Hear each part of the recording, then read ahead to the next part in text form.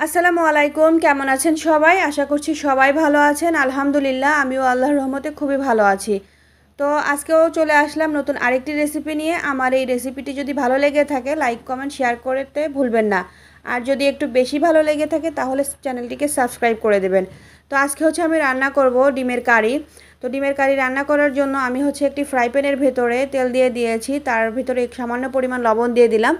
তো এখন আমি আগে থেকে সেদ্ধ করে রাখা ডিমগুলো দিয়ে ভেজে নেব। আর এই ডিমের কারিটা রান্না করার জন্য এখানে আমি ডিম ভাজার জন্য হলুদ ব্যবহার করব না, একটু সাদা সাদা থাকবে ডিমটা, এই জন্য আমি সাদাই ফ্রাই করে নিচ্ছি। তো দেখতে পাচ্ছেন বন্ধুরা, আমি ডিমগুলো এখন হালকা করে ফ্রাই করে নেব। তো আমার ডিমগুলো ফ্রাই করা হয়ে গিয়েছে, এখন আমি ডিমগুলো তুলে নেব। তো এই তো একদমই হালকা করে কিন্তু আমি ফ্রাইটা করেছি। তো এখন আমি ডিমগুলো তুলে নিচ্ছি।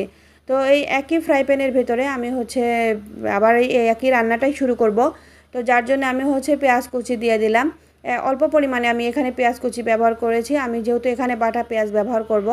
তো যে পেঁয়াজটা হালকা লাল লাল করে ভেজে নেব, একদমই কড়া করে আমি ভাজবো না, হালকা করে ভাজবো।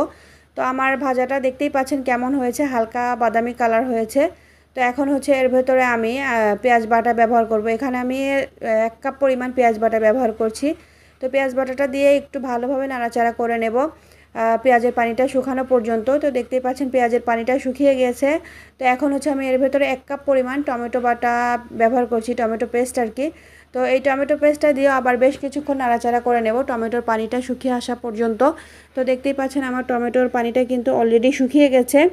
তো এখন আমি এর ভেতরে একে একে সব মশলাগুলো দিয়ে দেব। তো মশলাটা দেওয়ার আগে আমি সামান্য পরিমাণে পানি দিয়ে নিচ্ছি, যাতে মশলাগুলো পুড়ে না যায়। আমি যেহেতু গুঁড়া মশলা ব্যবহার করছি।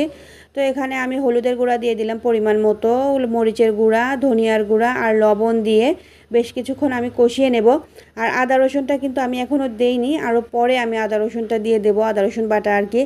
তো এই তো দেখতে পাচ্ছেন আমার সবগুলো মশলা দেওয়া হয়ে গিয়েছে। এখন আমি ভালোভাবে একটু নাড়াচাড়া করে কষিয়ে নেব। আর এখন এর ভেতরে আমি হাফ চা চামচেরও কম আদা রসুন পেস্ট দিয়ে দিলাম আর কি। তো আমার এই রান্নাটা আমি যেভাবে করছি আর কি, স্টেপ বাই স্টেপ যদি ফলো করে রান্না করেন খেতে কিন্তু ভীষণ ভালো লাগে। তো এখন আমার মশলাটা কষানো প্রায় হয়ে গেছে। তো আমি এর ভেতরে 2টা এলাচ দিয়ে দিলাম। তো এলাচটা দিয়ে এখন বেশ কিছুক্ষণ নাড়াচাড়া করব। তো দেখতেই পাচ্ছেন বন্ধুরা, আমার কিন্তু মশলাটা অলরেডি কষানো হয়ে গিয়েছে। তো এখন আমি এর ভেতরে সরিষা পেস্ট দিয়ে দেবো। আমি আগে থেকে সরিষা পেস্ট করে রেখেছিলাম, এটা সাদা সরিষা। তো এখন এই সরিষাটা আমি দিয়ে দেবো এর ভেতরে, দিয়ে আরও বেশ কিছুক্ষণ আমি মশলাটা কষিয়ে নেব। কারণ এটা যেহেতু ডিমের কারি, তো একদম কষানোর ওপরেই নির্ভর করছে আমার এই রান্নাটা।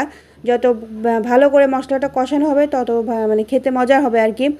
তো এখন দেখতেই পাচ্ছেন আমার মশলাটা কিন্তু কষানো হয়ে গিয়েছে প্রায়। এখন আমি এর ভেতরে কয়েকটা কাঁচামরিচ দিয়ে দিলাম।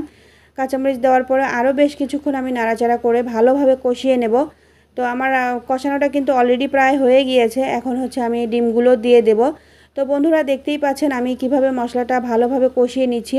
আর এই গ্রেভিটাই কিন্তু আসল, এই গ্রেভিটা খেতেই কিন্তু ভীষণ মজার ডিমের কারির। তো দেখতেই পাচ্ছেন আমার ডিমটা দেওয়া হয়ে গিয়েছে। এখন আমি সামান্য পরিমাণে পানি দেব। এটা যেহেতু ডিম রান্নাটা যেহেতু একদমই কম সময়ের মধ্যে হয়ে যায়, তো এখানে আমি বেশি পানি ইউজ করব না। আর এটা একটু যেহেতু থকথকে টাইপের হবে, তো আমি আর কোনো পানি ইউজ করব না। আর এই রান্নাটার ক্ষেত্রে ঢাকনা দেওয়ারও প্রয়োজন নাই। তো এখন আমি জিরার গুঁড়া দিয়ে দিলাম আর সামান্য পরিমাণে চিনি দিয়ে দিলাম। চিনিটা এখানে ব্যবহার করছি কারণ আমি যেহেতু টমেটো ব্যবহার করেছি, টমেটোটা টক। তো সেক্ষেত্রে আমার চিনিটা দিলে এর ব্যালেন্সটা ঠিক থাকবে। তো দেখতেই পাচ্ছেন আমার রান্নাটা কিন্তু কমপ্লিট হয়ে গেছে। আর গ্রেভিটা দেখেন একদমই মাশাআল্লাহ, খেতেও কিন্তু খুবই মজার হয়েছিল। তো বন্ধুরা, আমার রান্নাটা কেমন হয়েছে অবশ্যই কিন্তু কমেন্ট করে জানাবেন। আজকে এ পর্যন্তই, আল্লাহ হাফেজ।